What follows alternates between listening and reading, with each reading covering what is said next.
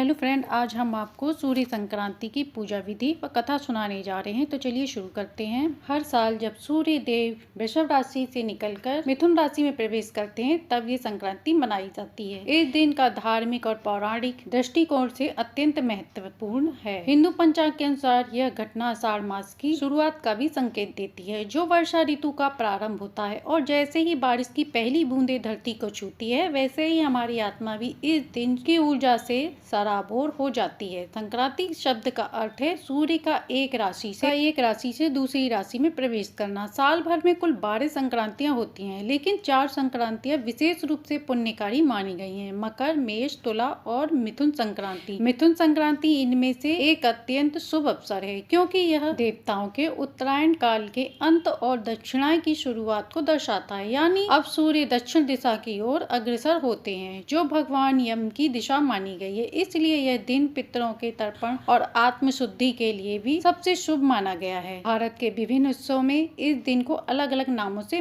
जाना गया है। दक्षिण भारत में इसे आनी संक्रांति, उड़ीसा में राजा पर्व, असम में बाहा संक्रांति और बिहार झारखंड में जमाई षष्ठी के रूप में भी मनाया जाता है। ये सभी दर्शाते हैं कि सूर्य की गति का प्रभाव केवल धर्म में ही नहीं बल्कि जीवन के हर क्षेत्र में पड़ता है, खेती, ऋतु, शरीर और आत्मा तक। इस दिन सूर्य देव की विशेष पूजा की जाती है, क्योंकि वह केवल प्रकाश के ही नहीं बल्कि जीवन, ऊर्जा और चेतना के स्रोत भी हैं। सूर्य के बिना जीवन असंभव है और इसी कारण संक्रांति का हर दिन हमें सूर्य के प्रति कृतज्ञता व्यक्त करने का अवसर देता है। लेकिन मिथुन संक्रांति इस कड़ी में विशेष है, क्योंकि यह आत्मचिंतन और अंतर्मन की यात्रा की शुरुआत का प्रतीक भी बनती है। प्राचीन ग्रंथों में कहा गया है कि जब सूर्य देव मिथुन राशि में आते हैं तब आध्यात्मिक साधना और दान पुण्य का विशेष फल प्राप्त होता है। यह समय ध्यान, प्रार्थना और सत्कर्मों के माध्यम से आत्मा को प्रकाशित करने लोग इस दिन गंगा स्नान करते हैं, व्रत करते हैं, सूर्य को अर्घ्य देते हैं और जरूरतमंदों को अन्न, वस्त्र और धन दान देते हैं। यह पर्व सिर्फ पूजा पाठ तक ही सीमित नहीं है, बल्कि यह हमें एक आत्मनिरीक्षण का अवसर देता है कि हम अपनी ऊर्जा को किस दिशा में ले जा रहे हैं। क्या हम जीवन के असली उद्देश्य की ओर अग्रसर हैं या केवल सांसारिक मोह में उलझे हुए हैं? तो मित्रों,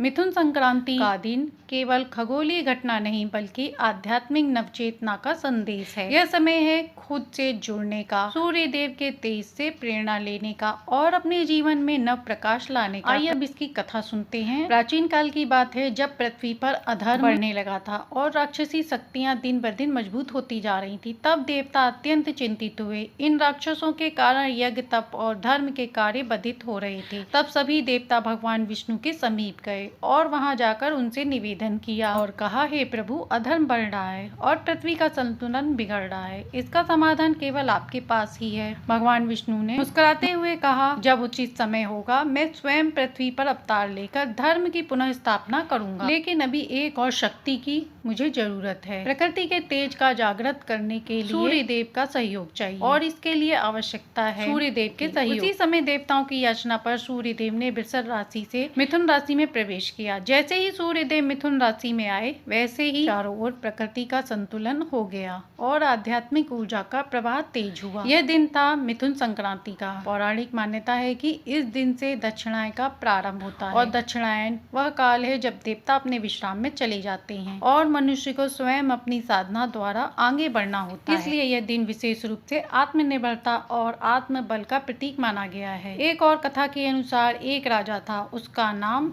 सूर्य केतु था। वह भगवान सूर्य का परम भक्त था। हर संक्रांति पर वह उपवास करता, सूर्य देव को जल अर्पण करता और जरूरतमंदों को दान करता। जब सूर्य संक्रांति आई तो उसने एक विशेष यज्ञ कराया, जिसमें ब्राह्मणों को दान, गौदान और अन्न, वस्त्र आदि दिया। उसकी इस सेवा से प्रसन्न होकर सूर्य देव ने उसे वरदान दिया कि हे राजन, जो भी भक्त इस दिन स्नान, दान और सूर्य उपासना करेगा, उसके पापों से उसे मुक्ति मिलेगी और उसके जीवन में तेज, आरोग्यता और वैभव बना रहेगा। तभी से यह परंपरा चली आ रही है कि मिथुन संक्रांति पर सूर्य देव को अर्घ देना, व्रत रखना और सेवा करना अत्यंत पुण्यकारी माना गया है। मिथुन संक्रांति की सुबह विशेष रूप से पवित्र मानी जाती है। आइए जानते हैं इस दिन की पूजा विधि। इस दिन की पूजा विधि न केवल शरीर को शुद्ध करती है बल्कि आत्मा को ऊर्जावान भी बनाती है। सबसे पहले ब्रह्म मुहूर्त में उठकर स्नान करें। यदि संभव हो तो किसी पवित्र नदी, सरोवर या कुंड में स्नान करें। लेकिन यदि संभव ना हो तो घर में ही गंगा जल मिलाकर स्नान करें। करें। ऐसा करना भी पुण्यदायी माना गया है। स्नान के बाद स्वच्छ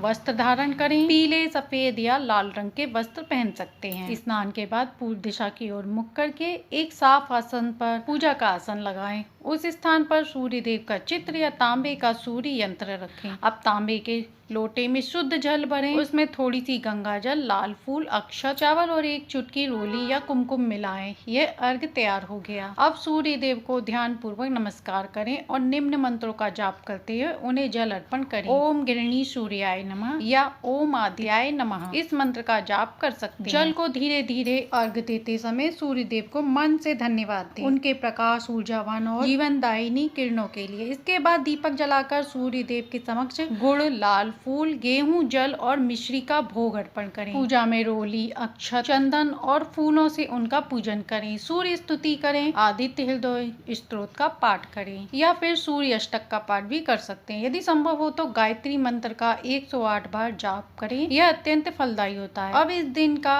एक महत्वपूर्ण हिस्सा है दान। यदि आप व्रत उपवास नहीं कर सकते हैं तो सीधे तरह से भी पूजा कर सकते हैं और पूजा करने के बाद दान अवश्य करें। ऐसा करने से व्यक्ति को संपूर्ण संक्रांति का फल प्रदान होता है, क्योंकि संक्रांति तिथि अपने आप में विशेष महत्व रखती है। इस दिन दान में तांबे का बर्तन, गुड़, गेहूं, लाल वस्त्र, छाता, चप्पल, पानी का घड़ा और दक्षिणा ब्राह्मण या जरूरतमंद को दान कर सकते हैं। यदि किसी वृद्ध या जरूरतमंद को भी दान कर सकते हैं। ऐसा करने से उसे कई गुना पुण्य फल की प्राप्ति होती है। यदि व्रत रख रहे हैं तो निर्जला या फलाहार व्रत रखें। शाम को सूर्य से पहले फल, दूध या सात्विक भोजन करते हैं। पूरे दिन सूर्य देव के तेज और कृपा को मन में स्मरण करते हुए अपने कर्मों को शुद्ध और सात्विक बनाए रखना ही असली पूजा मानी जाती है। हर पूजा, हर व्रत केवल कर्म कांड नहीं होता। इसके पीछे एक गहराई होती है, आध्यात्मिक जागरण और जीवन को सुंदर दिशा में ले जाने। उसी प्रकार मिथुन संक्रांति के भी अनेक आध्यात्मिक और सांसारिक लाभ हैं जो जीवन को प्रकाश से भर देते हैं। इसका पहला लाभ है कि पापों से मुक्ति मिलती है। शास्त्रों में कहा गया है संक्रांति पर यदि व्यक्ति स्नान, दान, जप, तप, सूर्य अर्चना करता है तो उसके पूर्व जन्मों तक के पाप नष्ट हो जाते हैं। जैसे सूर्य की किरणें अंधकार को मिटा देती हैं, वैसे ही इस दिन की पूजा आपके जीवन में नकारात्मक को दूर करती है। दूसरा लाभ है आरोग्य और ऊर्जा की प्राप्ति में होती है। सूर्य उपासना से शरीर में तेज, प्रतिरोधक क्षमता बढ़ती है और मानसिक स्थिरता बढ़ती है। जो लोग नियमित रूप से सूर्य देव को अर्घ्य देते हैं उनके अंदर आत्मबल और शारीरिक शक्ति का अद्भुत संतुलन बना रहता है। तीसरा लाभ है ग्रह दोष से। कुंडली में यदि सूर्य अशुभ स्थिति में हो तो व्यक्ति को कई प्रकार की बाधाएं आती है। सम्मान में कमी, सरकारी कार्यों में रुकावट, पिता से संबंधों में तनाव। लेकिन मिथुन संक्रांति पर विशेष रूप से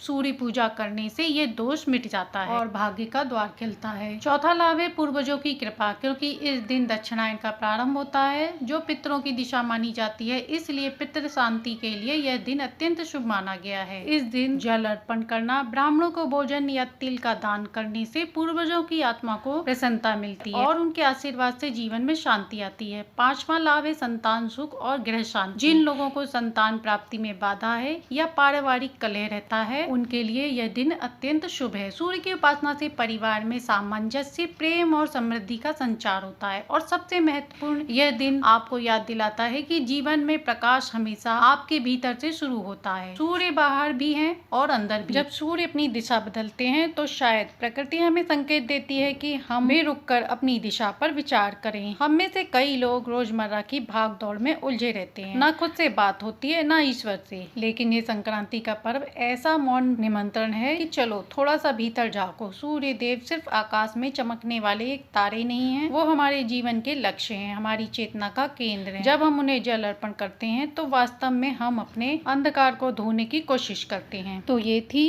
मिथुन संक्रांति की पूजा विधि व कहानी। आशा है कि आपको ये पूजा विधि व कहानी पसंद आई। यदि पसंद आई हो तो लाइक करें, सब्सक्राइब करें।